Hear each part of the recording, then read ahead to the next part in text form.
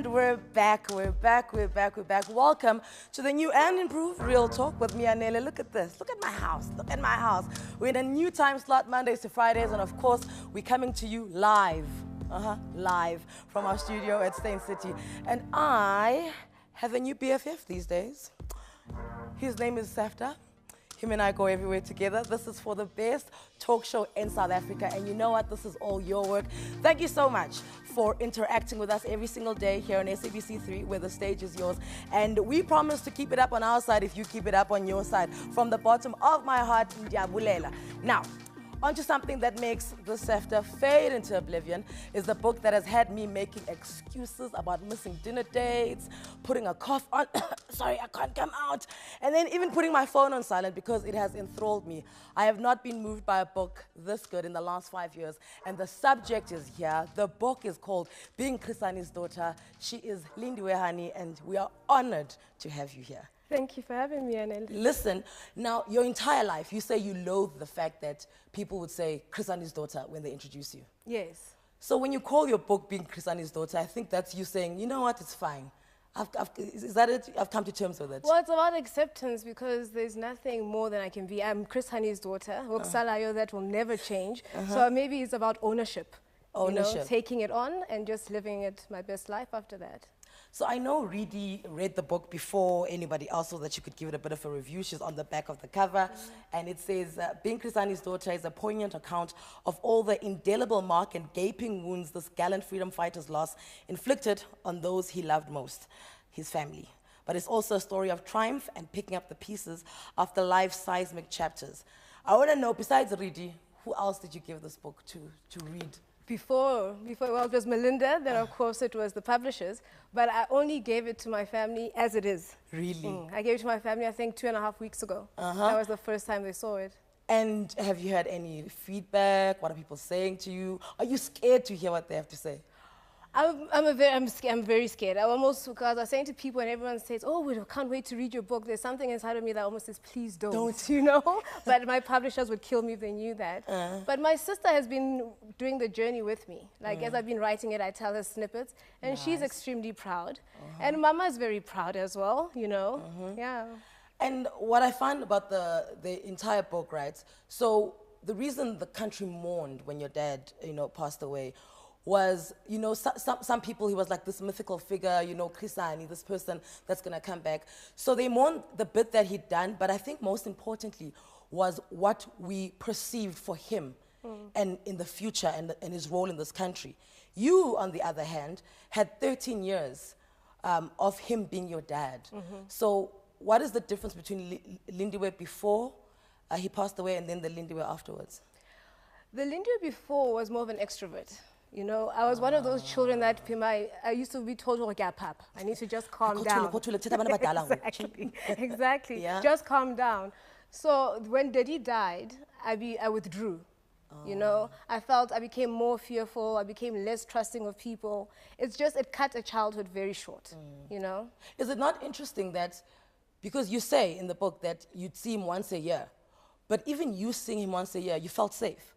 I did, but you know, even never mind that once a year, we spoke to Daddy a lot, you know, and the kind of conversations we'd have would be about school. Like I would be on the phone with Daddy, never mind what he's going through, telling him some kid is irritating me. And you know, you'd have to talk me down through that, or Mama did this, you know, just he's in simple Zambia, in a camp. Well, maybe in Zambia, we don't know, you know, maybe he's undercovers, you know, ducking bullets while like, his child. People are shooting at him and he's like, yes, and then what did the boy do? He pulled your hair. Exactly. Man. So he was very present. You know, my parents made sure that we never really felt his absence. You know, he was so present. He knew everything we were doing in our lives. Yeah.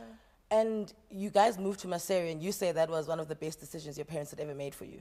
I was born there. We were, my mama is Mosotho. Yes. So we were born, all of us were born there. Okay. But instead of, when Daddy now finally moved away from Lesotho to go to Zambia, they made a decision to keep us there in terms of stability.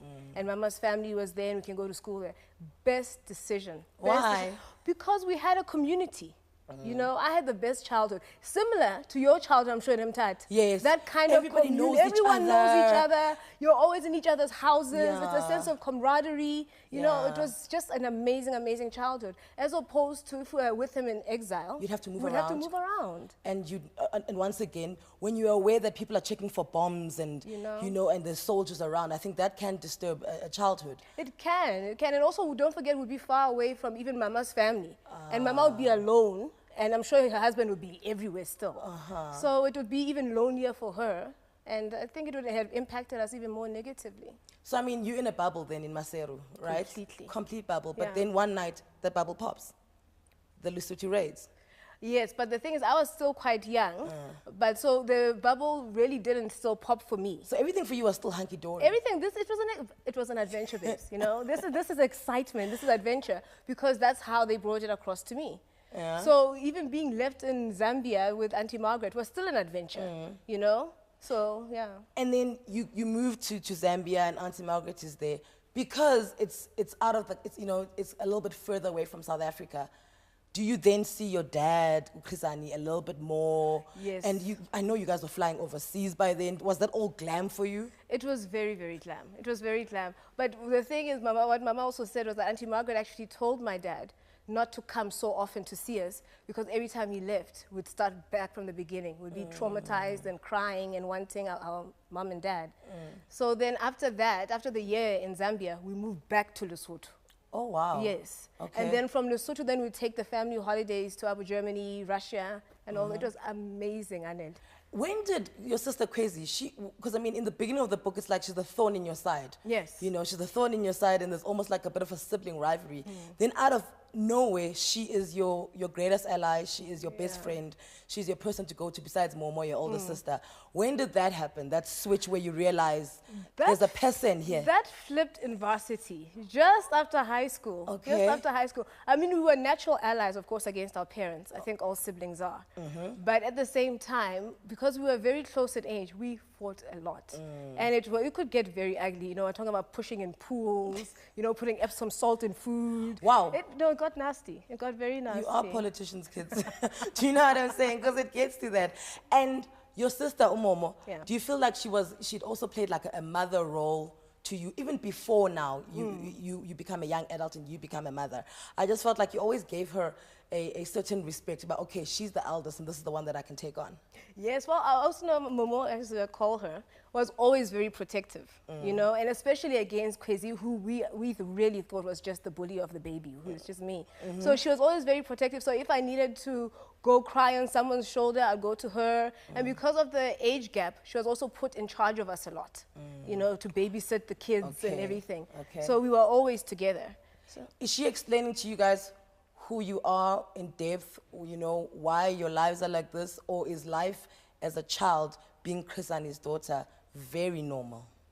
It is very normal. You know, I didn't even know who Daddy was Chris Hani. I just did not even think about it. You know, as I say, that it depended on the day. Sometimes he'd be a doctor, depending on my imagination, how I woke up that morning. Sometimes he'd be a lawyer. But I never ever thought of him as a struggle icon or a struggle hero. You know, this was our lives. I thought that most families were surrounded by men with guns. Oh, wow. You know? I really thought so. Most families check for bombs in a car before they go to the local grocery. I really thought so. Because it just was such an ingrained part of my life that I didn't see anything abnormal about it. Listen, the shock of Chrisani's death 24 years ago was one that was felt across South Africa and the world as a whole. But for the Hani family, Lindiwe in particular, the loss cut her deep. After the break, we talk about the day and what the long-lasting ripple effects were and the consequences that it had on her. You better come back to us.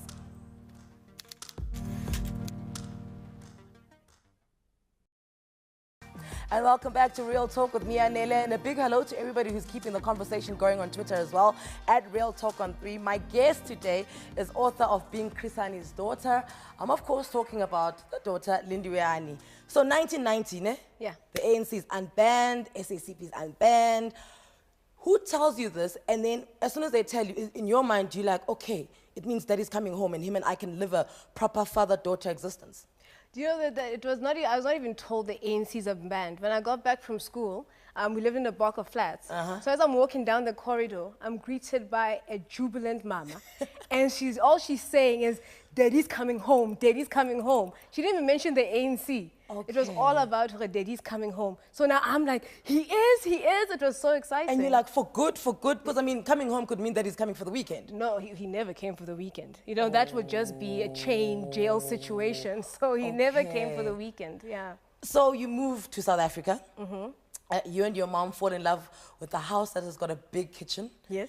Like the Cosby Show, because I know you were a Cosby Show lover. Slightly obsessed. Rudy Huxtable, I know I was supposed to call you that. You guys picked this house in Dawn Park and you start living normally with your dad inside, you know, South Africa. This is even before the 1994 elections, right? And you say there are teething issues between your dad, because you know, it was cute when he was on the phone all the time, but now he's giving you rules. Yeah, no.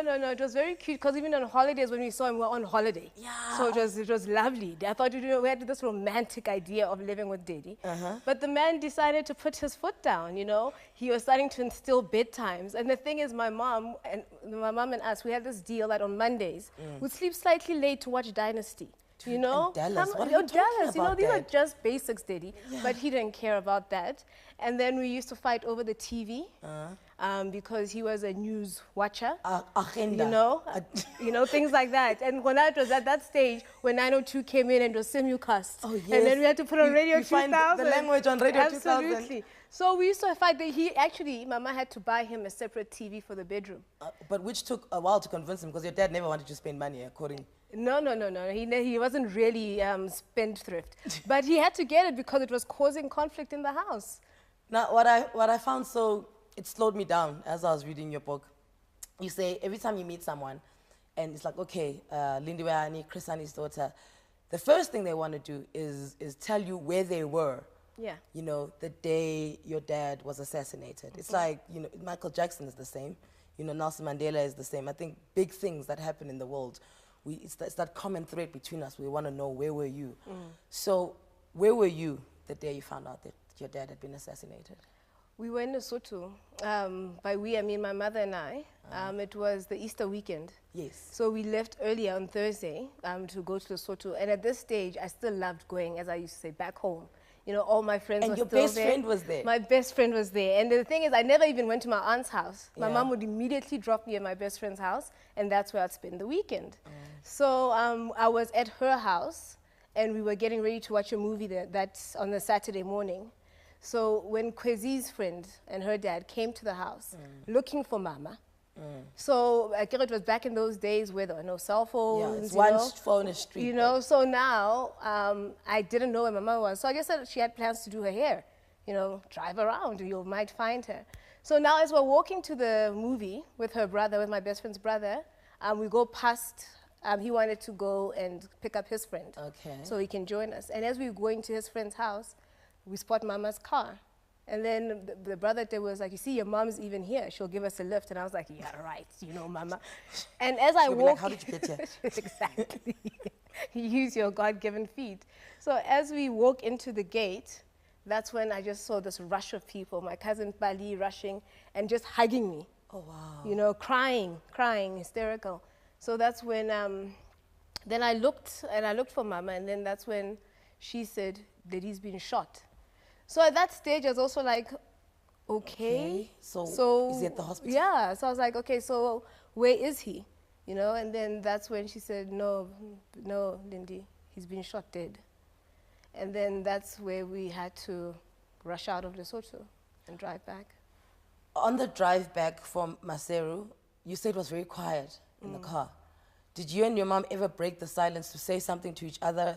You know, like your mom, obviously you're a young girl. Is she saying, it's going to be fine, don't worry?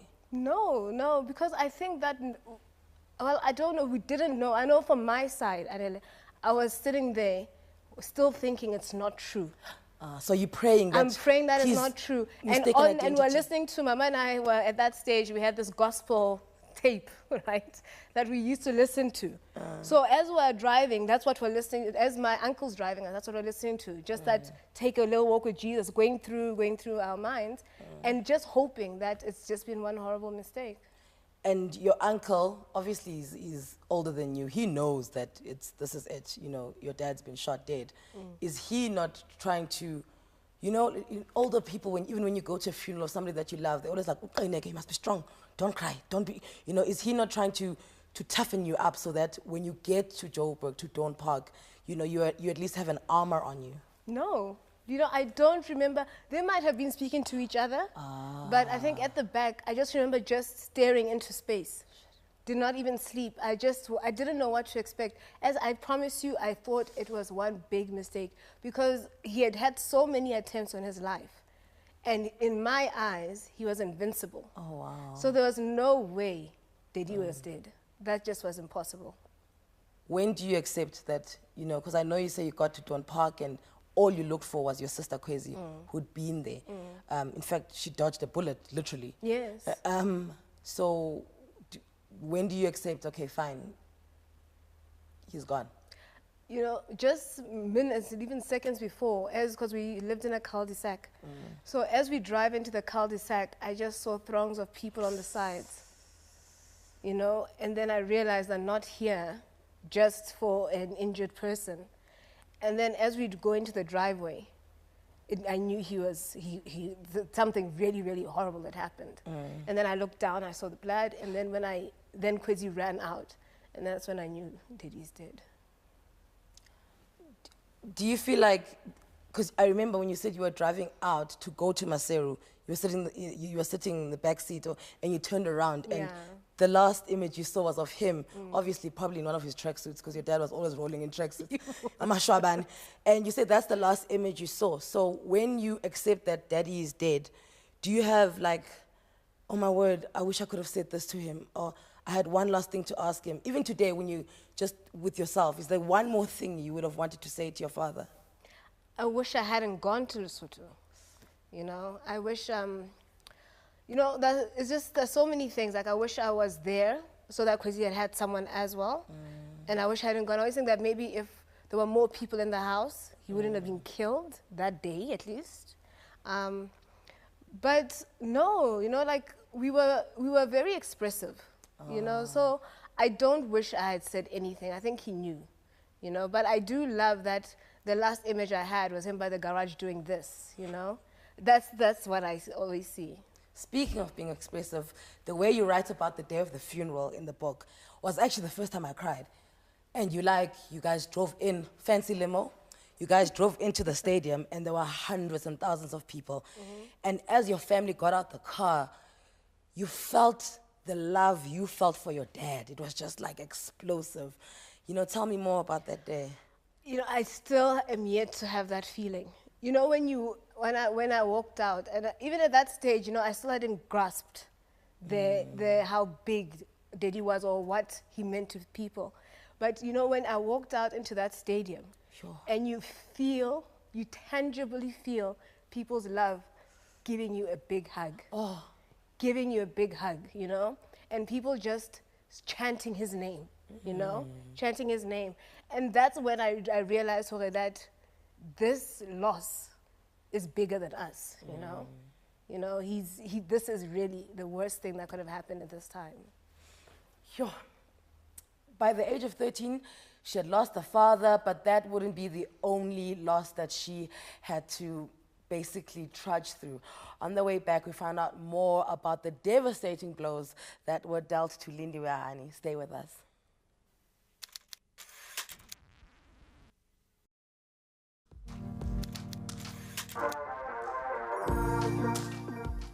And welcome back to Real Talk on SABC3, where the stage is yours.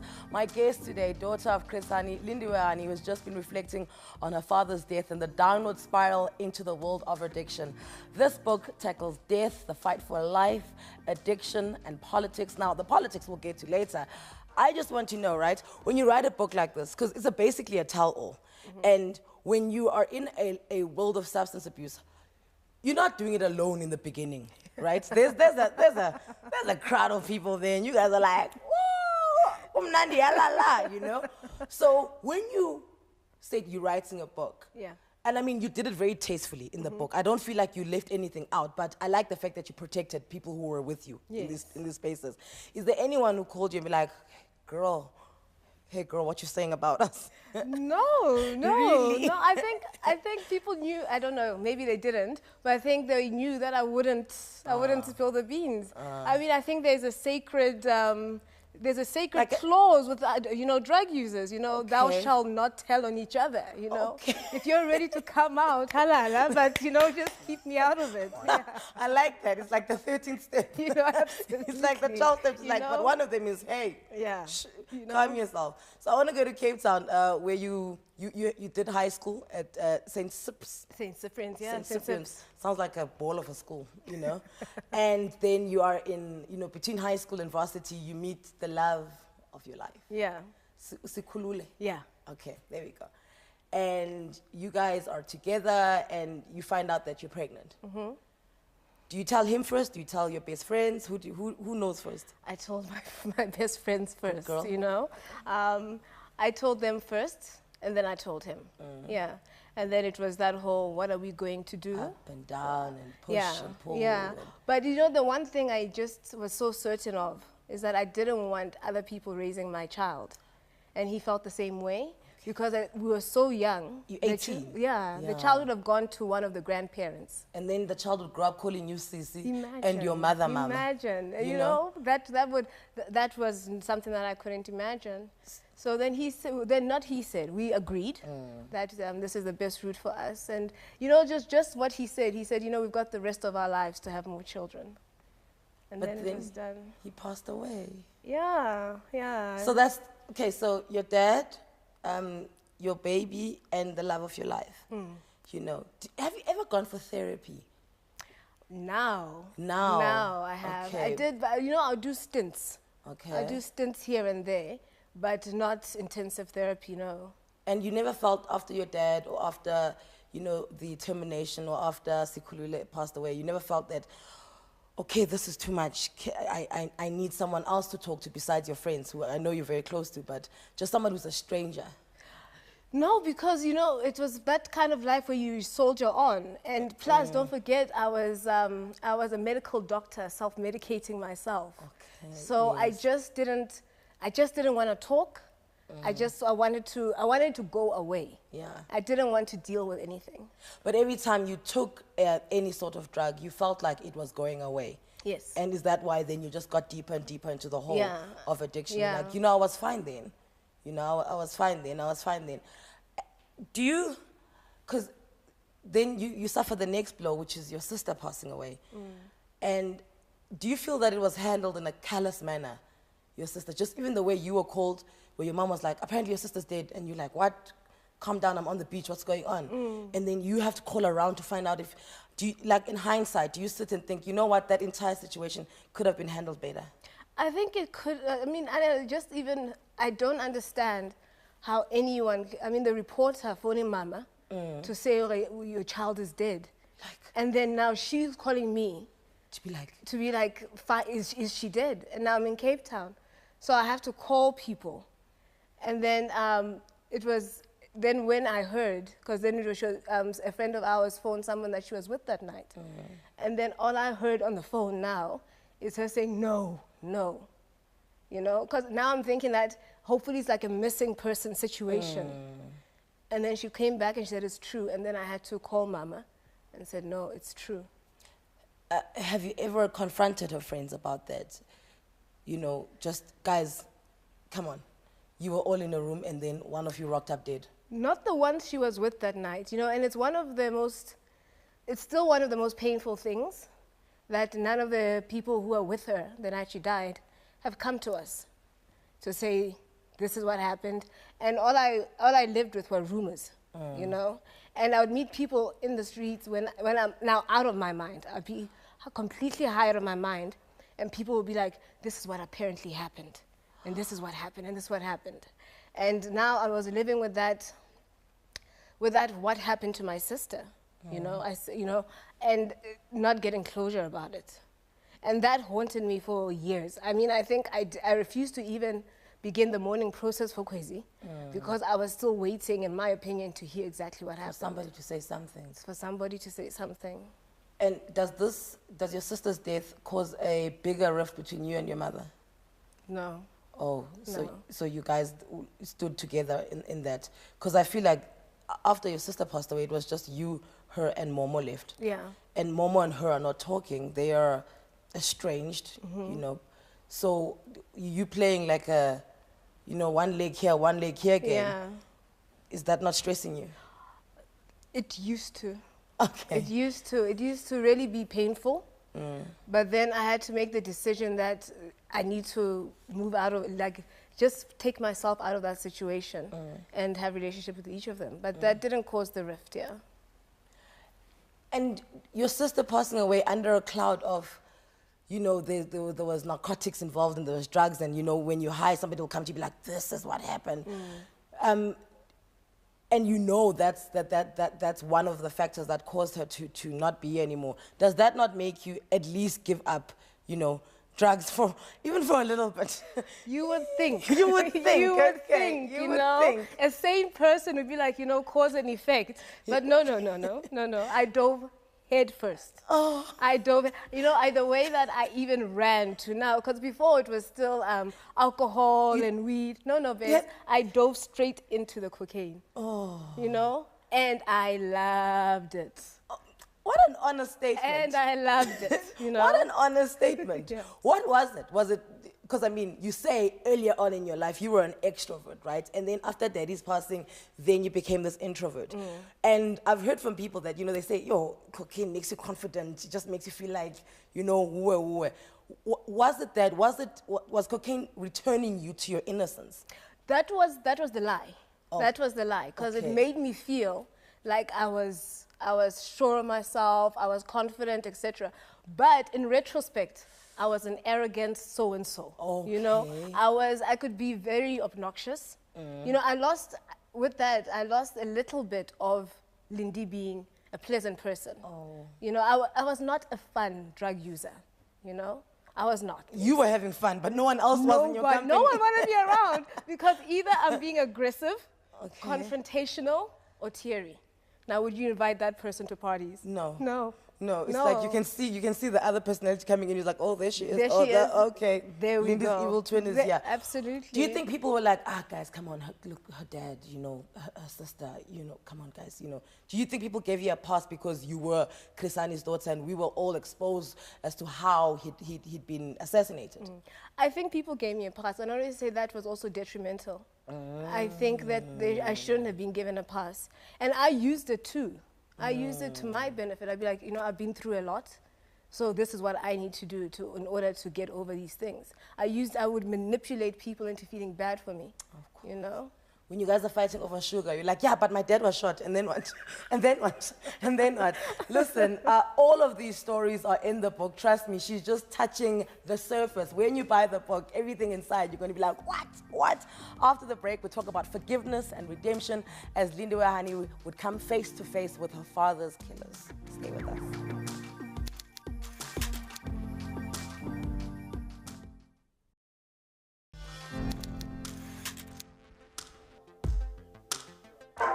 And we're back. She has co-written a memoir with journalist Melinda Ferguson, simply titled Being Chris Hani's Daughter, and she is here. Okay, so you had Kaya, your daughter. Yes. Right?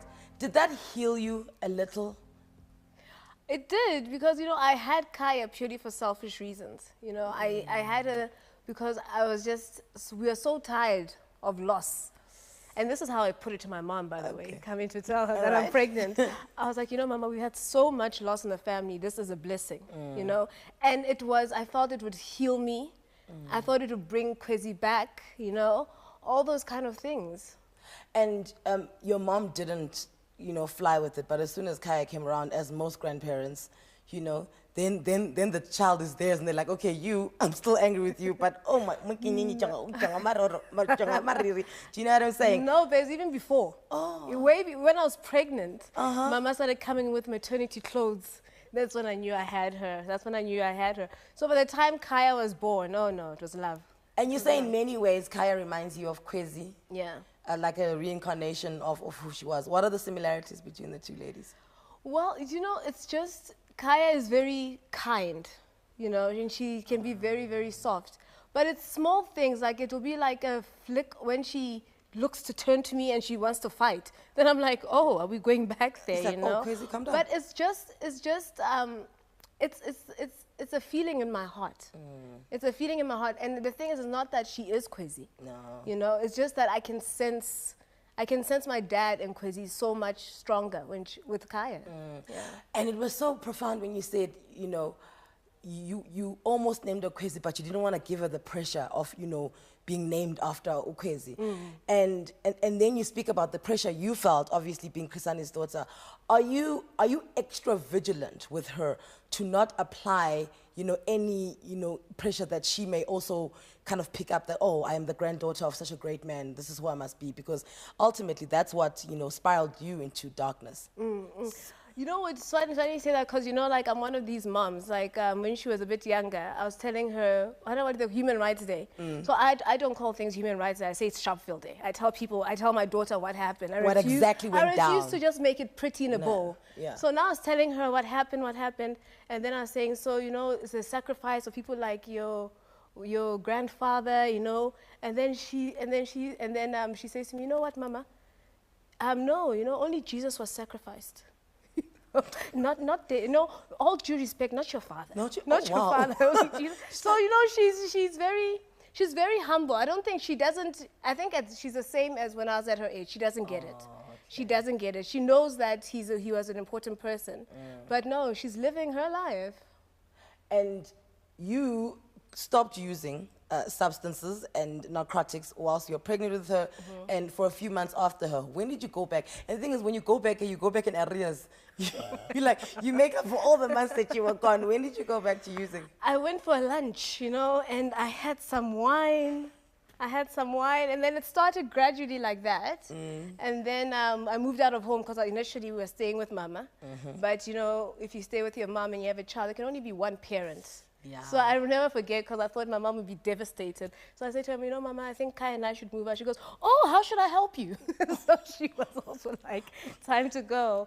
But so it started gradually, and then it would be like weekends and stuff like that. And then it started. Yeah. So there's a point where you say you thank, like when you were, I don't want to jump ahead. Let me come back. So you spiral out of hand. You have a minor car accident outside her school. And you are erratic, and all of this can be found in the book. What makes you say, wow, Lindiwe, you need help? It's time for rehab now, because, you know, you'd gone for a week before and come out and gone back to who you were. You know, the major one now, when you went to HANI'S and checked in under your name because you wanted to own your addiction. Yeah. What was the moment that made you do that? It's very weird because it was a weekend. Yeah. On a Friday night, because at this stage I was just having parties for one, because don't forget I had no friends. So so I'd had a night on Friday, and then I had to take Kaya to her extra singing lesson. Then I come back and she was spending the weekend with Mama. So I take her to Mama, but then I still want to sing. So I phoned my dealer, and then I chilled with him the whole day. Your last friend? Your dealer? My only friend. You probably didn't know his real name. His name was like of course Snowy I didn't. Or Cash. No, it was Come Now. You know? Or Spiky or On the Way. You know? So I spent the day with him, and then suddenly I'm sitting there, I said to him, you know, I think I need to go to rehab. And I think what he said, no, you're fine. There are people who are worse than you. I thought, this is highly suspect. So I went home, high as a kite, phoned my sister, phoned Momo, and I said, I need help. I want to go to rehab. And it was just that thing, and I was going to either go to rehab or die in 3 months, because those were the only issues. Those were the only two options. And then I just had this video playing of Kaya, that I'm going to die, right? And she'll be this, well, she was 10 at the time, and then I'm going to die, and then she'll think that her mother, she wasn't enough to keep her mother clean. And I saw her picking up drugs. I saw her picking up drugs, and I was just like, it's time to break this cycle, you know? And you know what? And I also believe that I deserved happiness. Yeah. You know, I really wanted happiness. I had seen people being happy. You're like, you know, I was like, what is it? And I wanted to be happy. Had you ever done drugs in front of your child? I mean, I'm sure you'd been high around her, but has she ever seen you physically, you know, snort a line or roll a joint and smoke that? No. Okay. But it should be in the area. Okay. Should be in the house. I'll go to the bathroom. Yeah, so it was in the vicinity, but never in front of her like this. And you trusted yourself enough when you're high to know that, you know, you wouldn't do anything to harm her or like to, do you know yourself that well? That when I'm high, I'm not like this at least, so I'll take care of her even if I'm high? No, because I was having blackouts now. Like blackouts when I wake up in the morning and I have no clue what had happened the night before. I mean, dangerous situations like leaving gas on. So anything could have happened. So no, I didn't trust myself. But the thing is, the pull of the drugs was still at that stage stronger. Magnetic, eh? Than wanting to be a great mother. Why were you adamant that your child would not live with your mother while you were in rehab? Because I wanted my daughter, I've got 2 nephews and a niece. And I wanted her to be in a family environment. Okay. Because I realized I'd be gone and I just wanted to guarantee that she would at least laugh every day. You know, and I just felt that if she was just with my mom, it would be too much pressure, you know, and then maybe that my mom would be feeling upset and things would be said. And I just wanted her to be with the other kids. All right. And your sister then said, you know, she can definitely come and stay with us. You told your daughter that you're going into rehab. What did you say? I'm sick, I need to go for help. Yes, I said to her I have a problem because at that stage I thought she was still too young for the drug issue. So I told her that I have a problem with alcohol. And I said to her, which you have seen, you know, and mommy needs to go get help. Then you get help and you come out. I don't want to say anything else because I think reading the book is so amazing for them to read your journey inside rehab. It was so beautiful to read. But then you come out and you're scared to go into your house that you live in because you felt like the rooms would be a trigger for you to want to use again. Yeah. Right? Did this feeling not take you back to when you were scared to go into your house at Don Park because it would certify that your father's passed away? Yeah. I never thought about that, Anile, yeah. Because I remember even driving back from rehab, I stood for 30 minutes outside my house, not wanting to go in. You know? And then finally you go in. I had to go in. I had to go in. Face the demons. Face the demons. But there was nothing there. There were just rooms. But I was very, very glad to move because I think I moved less than 3 months. All right. Yeah. So she's faced those demons. Coming up, we speak about her literally sitting down and speaking to her father's killers. Now, those are another demons on another level. You want to hear this? Stay with us.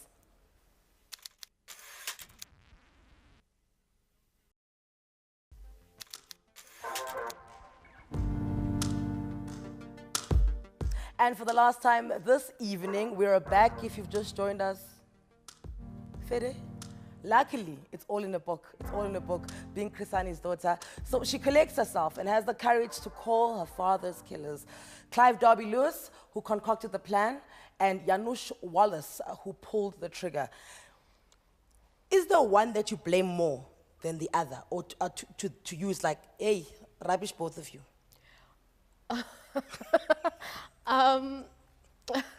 I blame the trigger man because he's the one who snuffed out the life, you know. I think it was idiotic of the other one to be, you know, it's just, they're both not great. They're both not great, yeah. But in your meetings, right, so the one with Clive Darby Lewis is inside his house. And the one with Janusz is at Jose Mampuri prison, right? It's high max, you know. But what the feeling I got was that the house visit felt more like prison than the prison visit. Am I right in assuming that? You are right in assuming that because he was restricted. Okay. He was restricted to the house. He couldn't move. But it also just, I don't know, maybe it's because I wasn't comfortable with him. With him and with his wife. With his wife. So I just felt a bit tense. No, I had made a point that I wasn't going to eat because when we were talking about me coming, she said, and then you can come over for lunch. And I found myself getting irritated, like, what, this is not hi, guy who killed my dad. You know? Please pass the salt. Exactly. And then I was just like, I'm not going to eat, not out of fear that they'll do anything. Yeah. But I just didn't want them to get that idea that we're okay. And when he says, yeah, you know, we tried to reach out to you, but to your mother, but you know, she's still so angry. And you're like, how? What must the person be? What must she be? So I was like, well, that's a reasonable reaction, you know? And I just said, well, it's not about my mom. I want to meet you. So can we go ahead? Why was it important for you to meet with them? You know, I was just so curious. I was just so curious. You know, like initially you'd think that it's about closure, but I just wanted to talk to them. I wanted them to see what they had done, you know, that, because I'm sure in their minds it was, we killed this militant man who was going to make life hell. But I wanted them to put a face behind what they did. This is the daughter. You killed my father. So are you telling them about, you know, the stories of, you know, who he was, the one who'd call you every day and be like, did you do your homework? Did you brush your teeth? You know, how's your teddy bear? Do you know what I'm saying? Is that what you want to get across them? And do you get a chance to tell them those stories? I actually did not tell Clive anything about myself because I just felt that was privileged information. You know, I'm here for you to kind of explain yourself. So that's what it was about. Did you want to hear, I'm sorry? I did and I didn't. I wanted to hear it if it was natural. Oh, so in conversation. In conversation. If looking at you makes them think, yo, you know, I really, really messed up. Yes. Because Clive Derby was giving you a history lesson. Oh, yes, he was. He was. Which was enlightening. Fair to him, you know. He got me. He got me. I found myself really... And this is why I was saying we're going to get to the politics later, because I feel like what I love about this book, yes, it's a memoir and it's your feelings, but there's a lot of history, facts, you know, things that even I didn't know. I was like, oh, wow. So, do you know that I have to say that's all Melinda Ferguson. Okay. Because initially she was like, no, we need to put, and I kind of fought at the beginning. Yeah. I was like, it's not about that. And then she was like, no, people need the backstory. Because so the timeline, the parallels between your life and what's happening in the country and, you know, what the Conservative Party is thinking and what the NP is doing, that is the first time it's made sense to me. And it's actually the first time the conspiracy theory of somebody in the ANC had your father killed. It's the first time it was dissolved for me. Has it been dissolved for you?